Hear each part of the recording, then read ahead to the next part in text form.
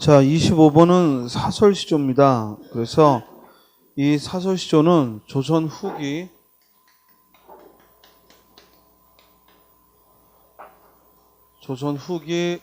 평민층이 주로 향유한 노래로서 원래 양반들의 시조보다 중장 부분이 길어진 거죠. 중장 부분이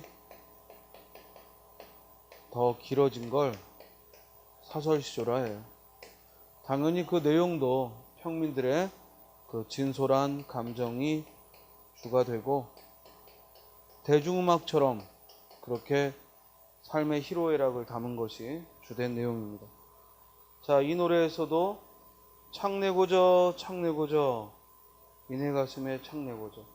자, 지금 질문이 시적 발상을 물었는데, 자, 가슴에 창을 내겠다라는 건 불가능한 거죠. 즉 불가능한 상황을 설정해서 가능하지 않은 걸 설정해서 노래하고 있어요. 그래서 그 발상에 있어 즉 불가능한 상황을 가정하는, 즉 창내고저 이내 가슴에 창내고저 고모장지 세살장지 들장지 열장지 암돌적이 수돌적이 배목골세 크나큰 장들로 뚱닥 박아서. 자, 중장 부분이 파격적으로 길어요. 이런 걸 사설시조라 하고 이내 가슴에 창을 내고저 라고 해서 결국 세상살이의 답답함을 하소연하는 거죠. 세상살이가 답답하니까 그 답답함을 하소연하는 성격을 갖습니다. 그래서 세상살이가 너무 답답하면 이렇게 가슴에 창을 내어 즉 해소하고 싶다. 세상살이의 답답함을 하소연합니다. 자, 1번도 역시 불가능한 상황의 설정. 정석가의 일부죠. 삭삭기 하면 바삭바삭, 쇠모래 가는 모래, 바삭바삭 가는 모래, 벼래 하면 벼랑에. 그래서 바삭바삭 가는 모래벼랑에, 바삭바삭 가는 모래벼랑에 군밤 닷대를 심습니다. 즉 밤도 생밤이 아니고 군밤을, 그것도 모래 언덕에 군밤을 심어서 그 밤이 우미도다 상나것이야. 그 군밤에서 우미도다 싹이 나야지만 유덕하신 님을 여의다 이별하겠다라는 겁니다. 따라서 군밤에서 싹이 나서 유덕하신 님과 사랑하는 님과 이별하겠다는 거니까 이는 절대로 이별하지 않겠다는, 즉 불가능한 상황을 가정하여 이런 일이 벌어지지 않는 한 이별하지 않겠다라는 그런 각오를 다짐하는 거죠. 2번도 아까 말했지만 시간을 사물화해서 동짓달 기나긴 밤을 한허리를 베어낸다는 이 발상 자체가 불가능한 상황을 설정한 거죠. 우리가 시간을 어떻게 축적하겠어요. 그래서 그 겨울에 혼자 지내는 그 긴긴 밤을 즉 잘라내서 봄 이불 아래 넣어두겠다는 발상 자체가 불가능한 상황의 설정이죠. 3번도 오리의 짧은 다리가 하계다리 되도록 까만 가마귀가 하얀 해오라기가 될 때까지. 불가능한 거죠. 불가능한 상황을 설정해서 항복무강한샤 억만세를 누리소서. 즉 그렇게 영원히 오래오록 살아달라, 영원히 오래오래 살아달라는 소망을 노래했는데 즉 불가능한 상황을 설정하는 기법을 썼죠.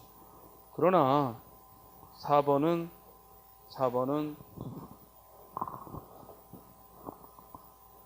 봄밤에 애상감을, 즉 봄밤에 아름다운 풍경에 잠 못 드는 그런 애상감을 드러냈어요. 자연 친화죠. 사대부의 아주 전형적인 자연 친화의 노래입니다. 이화에 월백하고, 즉 이화는 봄이라는 계절을 말해주고, 또 월백 달은 밝고, 또 은하니 삼경이죠. 은하수는 삼경이다라는 건 밤 11시부터 1시, 즉 매우 늦은 때죠. 한밤중이죠. 일지춘심을, 이 글의 핵심 어죠. 한 가닥 봄의 마음, 한 가닥 봄의 마음을 자기야 아려마나 소쩍새야 알겠느냐만, 즉 소쩍새야 알겠느냐만 다정도 병인 향하여 잠 못 들어 하느라. 다정함이 병이 되어 잠 못 든다. 이때 다정함은 어떤 특정한 사람이나 그런 대상에 대한 다정함이 아니라 그냥 이 밤의 그 한가로움이 너무 아름다워서 잠 못 든다라고 노래한 거죠. 따라서 이때는 불가능한 상황을 설정한 게 아니라, 즉 아름다운 봄밤의 풍경을 느낀 거니까, 즉 불가능한 상황의 설정과는 아무 관계가 없죠. 다음 26번. 기억과 표현 방법이 다른 것. 계잘량이라는 양자에 계달의 소반이라는 반자 쓰는 양반이 나온다. 원래 한자어 양반의 뜻이 계잘량 양자, 계달의 소반의 반자가 아니죠. 이는 동음이어를 이용한 언어 유희야. 동음이어를 이용한 언어 유희. 동음이어를 이용한 언어 유희를 드러냈어요. 1번도 울고 나니 곡성원님 하면 이 곡자가 원래는 계곡 곡자인데 울 곡자도 있죠. 그러니까 동음이어를 이용해서 언어 유희를 쓴 거죠. 또 2번에 노세원님 할 때 이 노세가 놀다라는 의미의 활용으로 노세라는 말하고 의미 유사하니까 원님이 놀고 지내는 사람이다, 이런 의미로서 또 풍자한 거죠. 그러므로 노세원님에서도 역시 언어 유희가 드러났고, 3번에 우리 영감의 모색은 마모색일세. 그러면 말새끼인가 아니 소모색일세. 자, 이때는 영감의 권위를 마모색이라고, 그래서 이때 이 마모색은 실제로 말을 말한 게 아니라 우리 영감의 그 털 색깔이 이 말의 색깔이냐, 그런 말새끼냐, 아니 소의 색깔처럼 누렇다. 따라서 이때는 직접적으로 그 음의 유사함을 가지고 다른 것에 빗댄 게 아니라 실제로 영감의 털이 나이 먹어 누렇다라고 그 영감의 털을 조롱하면서 재미있게 쓰고 있지만 동음이어를 이용한 건 아니죠. 글자 그대로의 뜻으로 해석이 되므로 3번은 관계가 없죠. 그러나 4번도, 즉 익은 소갈비를 달래지 사람의 생갈비를 달랜단 말이오 할 때 이 갈비는 먹는 갈비도 있고 사람의 또 신체의 구조로서 갈비를 또 말하는 게 있으니까 역시 갈비라는 것에 동음이어를 이용해서 말장난을 한 거죠. 그러나 마모색이나 소모색은 말의 털 색깔, 소의 털 색깔이지 결코 다른 말로, 즉 유사한 말로 바꾸어 생각할 수 없으므로 가장 거리가 먼 건 3번이죠. 그러므로 1, 2, 4번은 동음이어를 이용한 언어 유희고 이와 관계없는 3번이 답이죠. 다음 27번.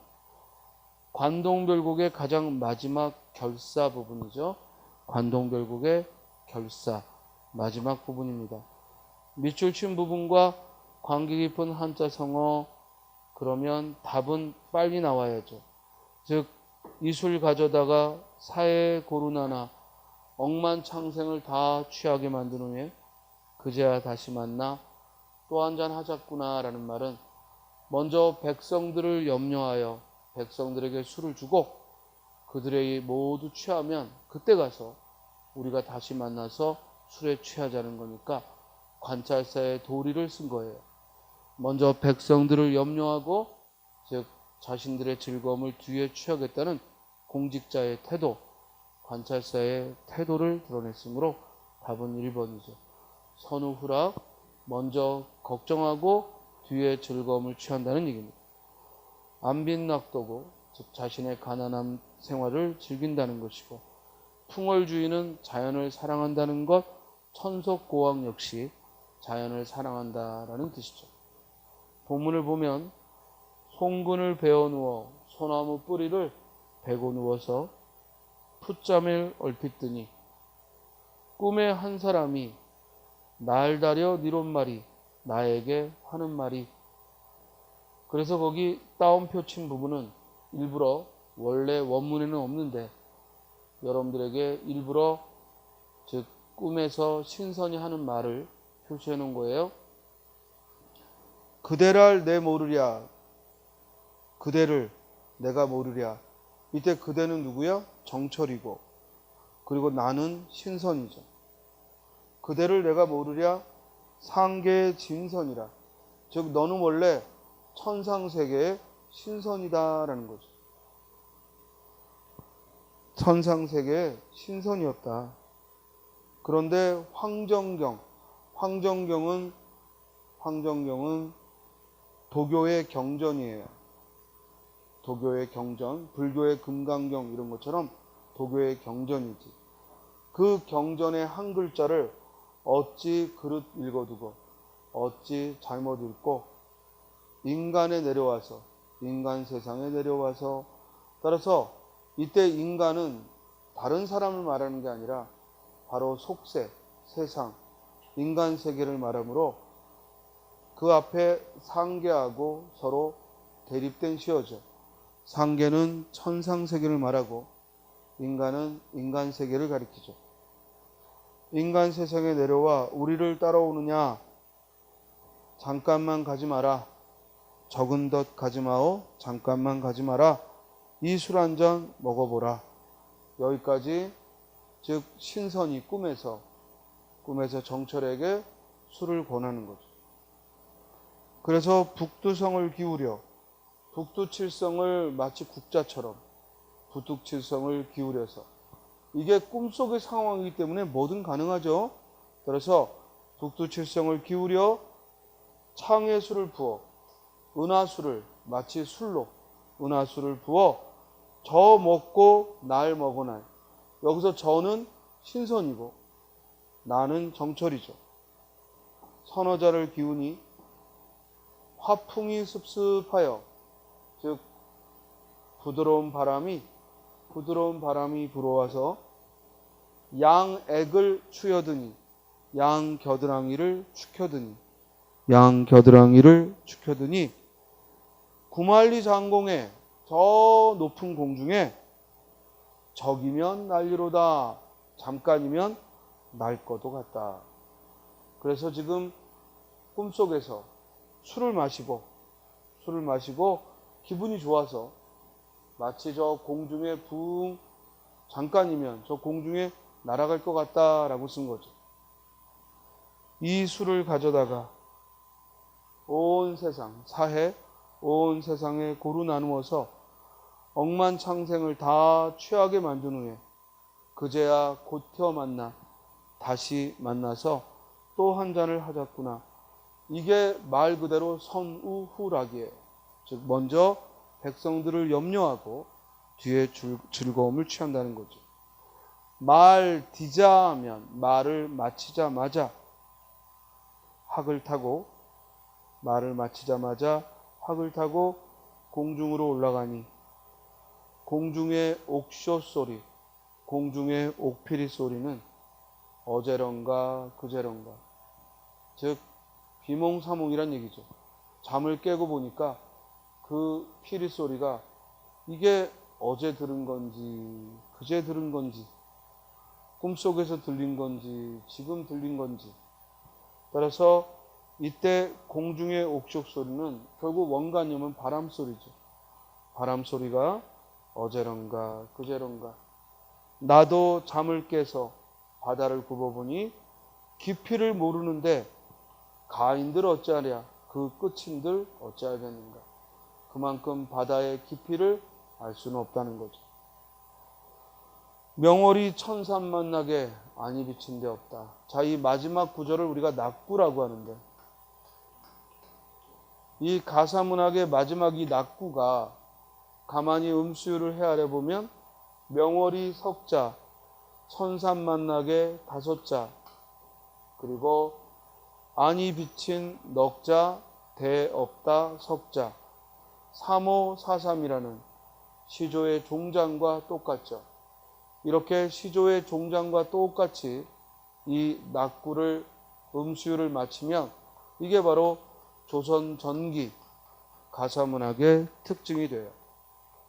만약에 마지막 낙구가 이 음수율을 지키지 않으면 그건 조선 후기 가사고, 이 형식을 그대로 지켰으면 조선 전기 가사죠. 그래서 이런 형식을 지키고 있는 걸 우리가 정격 가사라고 합니다. 그래서 조선 전기 가사는 이와 같은 형식을 지켰을 때 정격 가사다라는 평가를 하고, 조선 후기에 가면 이런 형식을 지키지 않습니다. 조선 후기 가사는 이런 형식을 고집하지 않아요. 그래서 그건 뭐라고 한다? 변격 가사라고 한다. 이는 변격 가사다 라고 말합니다. 자, 27번의 정답은 1번입니다. 28번은 허생전이라는 소설을 줬습니다. 그리고 고전 소설에 있어서 그 문체와의 관계를 물었어요. 우리가 문체는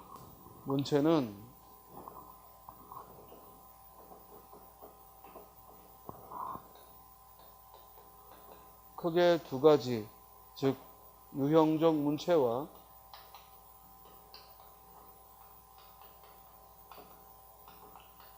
개성적 문체가 있어요. 개성적 문체는 작가마다 독특한 글쓰기의 형태고, 작가마다 독특한 글쓰기의 형태를 개성적 문체라 하고, 유형적 문체는 즉 일반적으로 틀에 정해진 문체를 유형적 문체라 하는데, 이는 그 문체가 시대를 반영할 수도 있고 지역을 반영할 수도 있고 또 사회 제도를 반영할 수도 있고, 그리고 또 계층을 반영할 수도 있죠. 즉 특히 어떤 글쓰기의 문장이 계층, 즉 양반이 쓰는 어투와 또 평민이 쓰는 어투, 계층을 반영한다거나, 또는 가부장적인 제도, 그래서 남자는 반말을 하는데 여성은 존대를 한다거나, 이런 가부장적인 제도를 반영한다거나, 또는 지역을 반영해서 지금도 어떤 소설을 읽는데 사투리가 사용이 되어서, 즉 문체에서 지역을 드러낸다거나, 또는 어떤 문체는 그 시대를 짐작하게 해주는, 그래서 이것이 시대적으로 과거의 어툰지 지금의 어툰지 짐작하게 해주죠.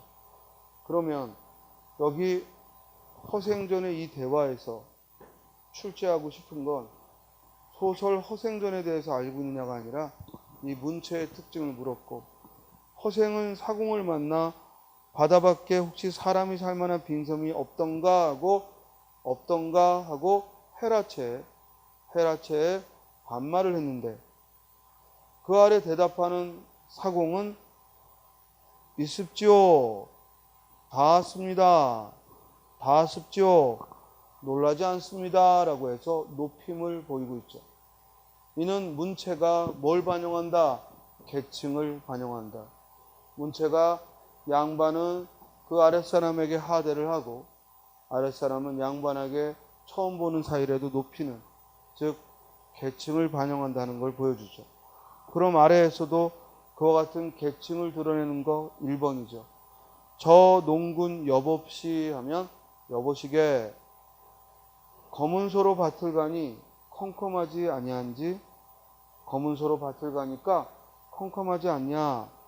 농부가 대답하기를 그러기에 밝으라고 볕 달았지요. 농부는 그 이몽룡에게, 지금 이 말을 한 게 이몽룡인데, 이게 지금 춘향전의 한도막으로서 이몽룡이, 어사또 이몽룡이 농부와 대화하는 거예요.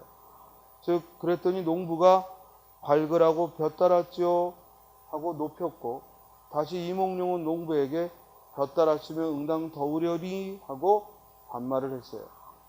특히 이 구절은 계층 간의 대화를 말한다는 그런 이 문제에서의 답도 되지만 언어 유희를 하고 있어요. 검은 소로 밭을 가니까 검다. 또 그러기에 밝으라고 볕을 달았다. 이 볕은 햇볕의 볕과 그리고 농기구의 볕에 동음이어를 이용한 거예요. 그러니까 농기구에 볕을 달아 놓았는데 그게 햇볕의 볕과 발음이 유사하니까 볕을 달았으면 응당 더우려니 하고 언어 유희를 하고 있죠. 그래서 이 1번 선택지는 문체의 특징도 특징이지만 언어 유희라는, 동음을 이용한 언어 유희라는 또 표현 기법도 주목해야 돼요. 2번 구이가 묻잡아셔대 부처께 받잡아 무수모려 하시나니. 여기서 구이는 꽃 파는 처녀 여성이에요. 구이는 꽃 파는 처녀 여성이고, 이에 대해 대답하는 선에는 전생의 부처로서 남자예요. 그래서 부처인 선애가 대답하기를 일체 종종 지혜를 이루어 중생을 제도코자 하노라.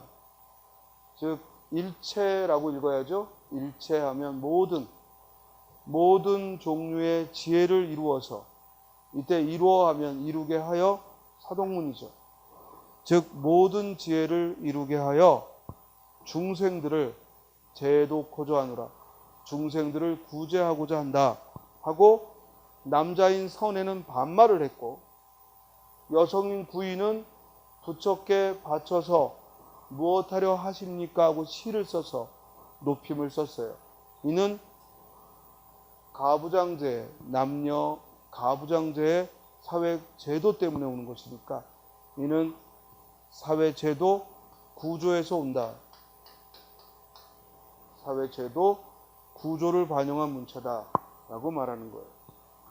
다음 3번 춘향전에 보면 서울봉사 같을진대, 즉 서울봉사는 문수하오 외친다는 거죠. 그러니까 똑같은 점을 치러 다니는 봉사가 서울봉사라면 점을 봅니다 라는 말을 문수하오 외친다면, 시골봉사는 문복하오 하고 외친다는 거죠. 그러니까 똑같은 점을 칩니다 라는 표현을 서울봉사는 문수하오라고 외치고 시골봉사는 문복하오라고 외치니까, 이는 뭘 반영한다? 지역을. 문체가 지역을 반영한다라는 거죠. 4번 남의 집에 가서 주인을 찾을 때, 시골에서는 보통 주인 계십니까 하고 단도직입적으로 찾지만 서울에서는 이리 오너라 하고 누구든지 대문간으로 나오라고 한다. 자, 4번에 제시된 글만 보면 이건 당연히 지역을 반영한 거죠.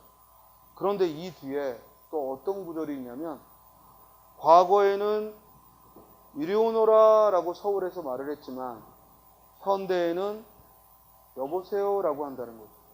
즉 그 구절이 나와야 돼요. 과거에는 서울에서 이리 오너라 라고 하지만 지금 현대에는 여보세요 라고 계십니까? 여보세요 라는 표현을 쓰죠. 즉 이렇게 같은 서울 지역에서도 과거에는 이리 오너라 라고 불렀지만 현대에는 여보세요 라고 표현한다는 것은, 이건 이제 지역이 아니라 뭘 반영한다? 시대를 반영한다. 따라서 지금 제시된 구절만으로는 이건 지역을 반영한다는 의미고, 거기에다가 더해서 같은 서울에서도 이리 오너라 라고 하지 않고 여보세요 라고 한다면 이는 시대를 반영했다라고 합니다. 자, 29번으로 가면 가로 부분에 대한 설명으로 알맞은 거 됐습니다. 허생전의 일부고요. 허생전의 일부고 이 구절에 대해서 설명한 것으로 적절한 걸 물었어요. 그들은 나무를 베어 집을 짓고 대를 엮고 울을 만들었다. 울은 울타리죠. 땅 기운이 온전하기 때문에 백곡이 잘 자라. 백곡은 모든 곡식이 잘 자라서 한 해나 세 해만큼 걸러지지 않아도 한 줄기에 9이삭이 달렸다. 3년 동안의 양식을 비축해 두고 나머지를 모두 배에 싣고 장기도로 가져가서 팔았다. 어때요? 사건을 서술해 주고 있죠. 무슨 말이냐면 작가가 서술자가 모두 알고 이를 요약하여 제시해 줬어요. 따라서 1번 장면 제시 아니죠. 극적인 장면 제시를 동안 보여주기가 아니라 요약하여서 말해줬어요. 따라서 가로친 부분은 말하기 기법이지 보여주기 기법이 아니죠. 틀렸고 2번 사실적으로 보여줬다라고 했는데 사실은 거기 묘사된 것은 현실에서는 일어나기 어려운 것이니까 비현실적인 장면이죠. 3번 서술자가 직접 개입하여 사건 진행을 박진감 있게, 여기 박진감이라는 말 때문에 여러분들이 멈칫하게 되는데 지금 위에 제시된 글은 결국 3년간 이루어졌던 일을 아주 요약하여 짧게 줄여서 말해주고 있으므로 이런 요약하기, 즉 말하기 기법, 직접 개입하여 말하기 기법을 사용하고 있으므로 정답은 3번이죠. 자, 문제는 4번에 말하기를 통하여 제시했기 때문에 이건 맞아요. 이건 맞는데 그러면 독자와의 거리는 멀어지죠. 왜냐? 독자는 본 게 없고 서술자가 알려주는 것만 들으니까 독자의 거리는 멀어지는 거예요. 반면에 직접 대화나 행동을 보여주면 그때는 독자가 직접 그 장면을 보는 거니까 가깝게 느끼겠지. 그래서 말하기 기법은 독자의 거리가 멀다. 보여주기 기법은 독자와의 거리가 가깝다. 다시 한번 말하기 기법은 독자의 거리가 멀어진다. 반면에 보여주기 기법은 독자의 거리가 가깝다라는 겁니다. 이해됐어요? 자, 고전소설에 관해 쌤이 특별히 더 설명하지 않는 이유는 우리 시험에서 고전소설의 비중은 대체로 지금 본 것처럼 그냥 어떤 소설을 주고 그걸 그 자리에서 꼭 고전소설이라는 장르의 특징이 아니라 일반적인 독해의 일부로서 시험을 묻는 거고요. 대신 고전시가 우리가 지금 대표적인 작품은 좀 봤습니다만 이것만으로는 부족하고 여러분들이 더 많은 즉 시조와 그리고 가사문화 그리고 고려가요 또 고대가요 이 노래들 향가까지 여러분들이 기본서나 또는 공부하면서 앞으로 보게 되는 것들은 빠짐없이 보기를 바랍니다. 자, 이렇게 해서 2단계 수업을 마치겠습니다. 그리고 다음에는 어휘력 익히기인데요. 이 어휘력은 사전만 있으면 되죠. 거기에 해설도 있고 사전만 있으면 되기 때문에 비중은 굉장히 쌤이 많이 넣어놨어요. 문제를. 왜냐하면 어휘력은 여러분들이 공부를 해야 하는 거예요. 수업 듣고 그냥 낱말 뜻 기억하고 이건 소용없고 직접 고생하면서 사전도 찾고 그리고 낱말 뜻도 혼자 짐작해보고 다시 찾아 확인하고 다시 노트에 메모하고 이런 과정을 거쳐야 그게 의미가 있지 그냥 수업 시간에 한두 마디 봤던 단어들이 나오리라고 기대하지 마세요. 이해되세요? 그러니까 이 어휘력 파트는 이런 문제가 나오는구나 라는 건 이미 기출문제 때도 봤고 여기서도 그러니까 이 정도 단어들은 기억하세요 라고 제시를 해준 거지만 실제로 어휘력을 기르는 건 어떤 과목을 공부하든 국어뿐만 아니라 다른 과목을 공부하면서도 모르는 어휘들은 자꾸 찾아보면서 실제로 이용하시기를 바랍니다. 그리고 이제 쌤이 하나 바란다면 여러분들 예상 문제로 넣어둔 데에서 일단 이걸 열심히 해야죠. 왜냐면 한 단어라도 일치하는 단어가 출제되면 훨씬 수월해지니까 여러분들이 적어도 선생님이 넣어둔 약 250개의 단어예요. 즉 60문제에 즉 사지선다니까 최소한 잡아도 250개의 어휘입니다.